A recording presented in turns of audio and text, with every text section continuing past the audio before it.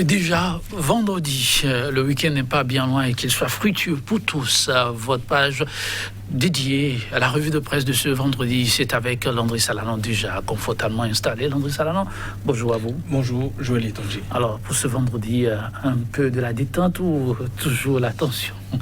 La tension, j'allais dire, avec essentiellement un gros sujet d'ailleurs développé par la presse. Il s'agit des suites de cette affaire, disons, de 13 milliards de francs CFA dilapidés ou en tout cas qui auraient donc disparu au niveau de l'Agence nationale des transports terrestres, l'ANAT.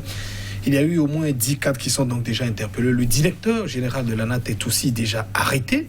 Il est en garde à vue, Thomas Agueva. Et ce matin, d'ailleurs, il serait déjà présenté devant le procureur spécial de la Criette pour les suites. Seront-ils, en tout cas, mis sous convocation ou bien déposés en prison? On le saura dans les prochaines heures. Alors, mesdames, messieurs, oui, ça va très vite. Il le faut. Landry Salanon, on va démarrer avec un quotidien. Nous démarrons avec Dynamise Info. Dynamise Info qui nous parle de détournement à l'ANAT.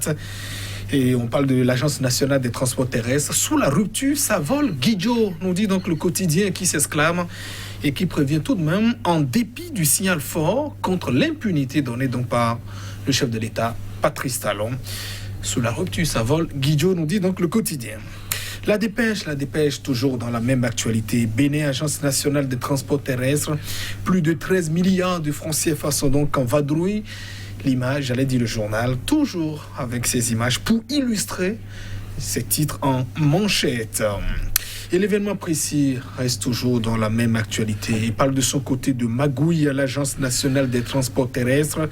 Il y a eu un gros scandale financier pour le journal. L'ex-DG Agbeva et des cadres éclaboussés sont déjà interpellés. La présidence de la République donne donc un moratoire aux propriétaires de 2646 véhicules frauduleusement immatriculés, nous dit le quotidien. Et c'est Fraternité qui nous apporte davantage d'autres précisions sur ce scandale au niveau de l'ANAT. Thomas Agueva et ses co-accusés à la Criette ce jour. Il y a un délai de 7 jours qui est donc accordé aux propriétaires de 2646 véhicules non dédouanés. L'image, évidemment, du patron de cette agence à la une du quotidien. Et Vive d'Afrique qui reste toujours dans le même sujet, ce scandale financier à l'ANAT. Il y a des cadres qui sont épinglés. Pour le journal, il y a urgence d'arrêter la saignée. Talon est donc invité à poursuivre, en tout cas, selon le quotidien, la chasse aux prévaricateurs de la République. Et le Soleil Bénin Info, en tout cas de son côté, évoquant toujours le même sujet, 2646 véhicules non dédouanés, mais immatriculés par l'ANAT. Pour le journal, Patrice Talon se fâche. Les propriétaires des véhicules à polémique sont donc invités à se mettre à jour. Et l'autre vision de son côté nous dit que le président Patrice Talon a plutôt frappé fort au niveau de l'ANAT. Le quotidien qui vous propose de revenir sur l'essentiel du compte-rendu du Conseil des ministres. C'était mercredi dernier. Et au journal de parler de la lutte contre la corruption et de détournement en République du Bénin. Matin libre finalement, qui semble en tout cas interroger le chef de l'État. Toujours parlant de ce scandale, Patrice Talon doit-il s'en prendre à lui-même? Autrement dit, ne doit-il donc pas s'en prendre à lui-même? C'est donc une question du journal parlant de ce sujet, le gros sujet qui est donc évoqué à la une. Une alerte toujours au niveau de ce journal, viande de dinde contaminée, le gouvernement alerte, on dit aussi le journal. Et puis au niveau de la police républicaine, retenez aussi qu'il y a sorti de la première promotion. Le nouvel observateur reste à la politique. Après les nombreuses arrestations de ses militants, cette interrogation à la une du journal, le parti Les Démocrates déjà aphobe, c'est donc une grosse question. Et puis, l'ANAT Gate, il faut retourner les sous dans les caisses de l'État, dit aussi le journal. Et le soleil levant qui revient donc sur cette alerte donnée par l'Union européenne. De la viande de dinde contaminée est donc à destination du Bénin. Attention donc aux différents consommateurs des croupillons de dinde. D'ailleurs, un rappel interdit depuis plusieurs années déjà au Bénin. Et pourtant, on y consomme à volo, Joël Etonji. Ah oui. Et le quotidien Dabarou qui parle donc de ces scarification ethnique en Afrique. Attention, le journal parle d'une pratique qui semble donc s'éteindre. Cette carte d'identité ethnique qui se consume sous l'effet de la modernité, les scarifications donc en Afrique, un peu pour mieux identifier les peuples selon leur communauté. De plus en plus, on ne fait plus, en tout cas, on ne scarifie plus. Il n'y a plus de scarification, j'allais dire, Joël dit, voilà, dans le visage de la plupart des Béninois. Et pourtant, nous dit donc le journal, c'est un peu notre identité culturelle. À note aussi des véhicules, le gouvernement donne donc un ultimatum aux différents propriétaires, nous dit le journal. Et puis on boucle avec l'économiste, le quotidien spécialisé qui parle de promotion des initiatives entrepreneuriales en Afrique. Il y a eu signature d'un accord de partenariat entre Fagas et puis Technoserve. Et parlons aussi d'invitation des propriétaires de 646 véhicules. Évidemment, de se mettre à jour.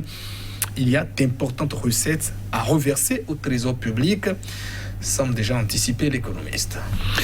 Merci à vous, Landry Salanon. J'imagine le sujet phare qu'on aura décrypté, ces mesures qui tombent déjà suite à cette affaire qui continue de faire couler assez d'encre de salive. On va y aller avec un quotidien. Oui, peut-être parler de fraternité, qui nous renseigne que, parlant de ce scandale, le directeur général de l'ANAT, Thomas Guiva, et ses co-accusés seront donc à la criette ce jour. Ils sont donc arrêtés déjà, le directeur général aussi détenu. C'est la brigade économique et financière, en tout cas, qui est chargée donc d'enquêter sur ce scandale dont on parle, 13 milliards de francs CFA. Ils seront donc appelés devant la justice à, évidemment, s'expliquer sur cet audit, en tout cas, qui a été rendu. On rappelle qu'on est donc au début d'une affaire, il ne s'agit que donc des soupçons. Et il revient à la justice de dire clairement ce qui s'est passé. Et au directeur général, toujours issu de ces co-accusés, qui sont donc des présumés innocents, de s'expliquer devant la criette, la juridiction, un peu de dire, voilà, évidemment, où sont passés, j'allais dire, ces fonds, en tout cas, les différentes observations que font les auditeurs, quelles sont donc les réponses, évidemment, qu'ils doivent donc apporter. Mais généralement, pour un scandale de si gros, je l'ai dit, il serait rarissime, en tout cas, de les voir sans doute rentrer ou les voir se mettre sous convocation. Visiblement, on tend donc vers une détention, en tout cas préventive, pour voir un peu les suites de cette affaire. Il a eu quand même plusieurs compartiments, en tout cas, disons, de ce gros dossier dont on parle, qui est pour dire Patrice Talon, qui est donc implacable sur la lutte contre la corruption. On rappellera, c'est un de vous dit quand même, Thomas Guiva, c'est un soutien à Patrice Talon. Évidemment, depuis 2016 d'ailleurs, la récompense a été aussi de le mettre au niveau de cette agence pour la gestion. On le voyait aussi au niveau en 2016, battre campagne pour le chef de l'État. Donc dire, en tout cas, une certaine partie de l'opinion pour ceux qui estiment quand même que la lutte, elle est donc exclusivement d'un camp. Oui, Patrice Talon qui donne aussi l'exemple de frapper, disons, dans son camp.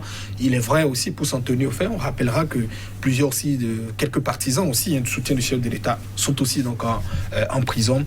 Même si beaucoup estiment également que le déséquilibre est patent, quand on fait un peu le point entre les partisans du chef de l'État et aussi ceux de l'opposition qui sont donc poursuivis. Progressivement, sans doute, l'équilibre est en train donc de se rétablir. Mais au-delà de ces faits qui sont donc évoqués, on a eu un communiqué de la présidence de la République hier qui demandait, évidemment, je l'ai dit, aux propriétaires des 2646 véhicules non dédouanés qui disposent de 7 jours pour se rendre donc au niveau de la présidence de la République pour pouvoir rembourser. Seulement qu'il y a eu quand même des non-dits ou en tout cas des éléments sur lesquels les gens dont ne disposent pas les personnes qui sont concernées. D'abord, qui sont-elles ?